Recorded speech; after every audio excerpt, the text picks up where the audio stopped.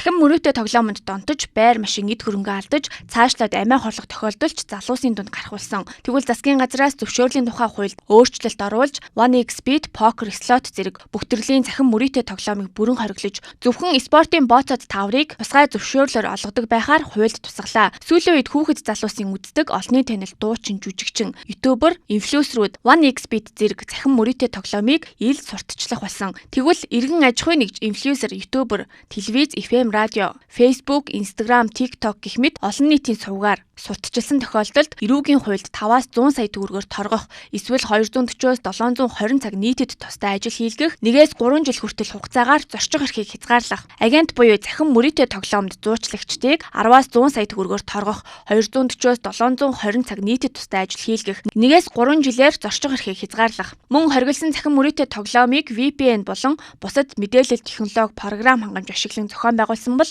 3-аас 5 жилээр хорих. Тусгай зөвшөөрлгүйгээр спорт бет үйл ажиллагаа эрхэлсэн тохиолдолд 10-аас 50 сая төгрөгөөр торгож, зорчих эрхийг хязгаарлах ялаар шийтгэн хэмээн зөвшөөрлийн тухай хуульд тусгаад байна. Агент буюу энэ зуучлалын үйл ажиллагаа явуулж байгаа үйлдэлт нь мөн мөрөөдөө цахим мөрөөдөө тоглоомыг тоглож байгаа.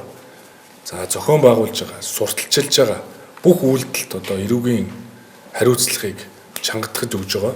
Зөвшөөрлийн хуулиар цахим мөрөөдөө тоглоомыг одоо бүрэн хориглож байна гэсэн үг. 2023 онд гэхэд Монгол улсаас 500 сая Америк доллар буюу 1.7 их найд төгрөг гадагшаа урсжээ. Гэтэл 1xBet Монгол улсад сурталчилгаа хийхэд ердөө 976 сая Америк долларыг зарцуулсан байна. Өнгөрсөн хугацаанд 6036 цахим мөрөөдтэй тоглоомын хаягийг хаасан ч шинэ хаяг нээж үйл ажиллагаа явуулсаар байгаа. Эдгээр зөрчилд 13 сая төгрөгийн торгуулийг ногдуулаад байгаа нь хуулийн хариуцлага сул байгааг илтгэж байна. Засгийн газраас өргөн мэдүүлэх зөвшөөрлийн тухай хуультай хамт банкны тухай хуульд шаардлагатай зохицуулалт оруулна. Хууль хэрэгжиж эхэлснээр цахим мөрөөдтэй тоглоомын аппликейшнийг Монгол улсын нутаг дэвсгэрээс татаж авах боломжгүй болох юм. Батлагдаад энэ хууль хэрэгжиж эхэлмэгц бид нэр iOS руу, за мөн одоо Apple Store руу, за Meta компани руу хууль хэрэгжүүлээ гэдэг шаардлагыг тавьсны үндсэн дээр App Store-оор болоод iOS-оор болоод энэ бүх төрлийн цахим мөрөөдтэй тоглоомын аппликейшнууд татагдах болно.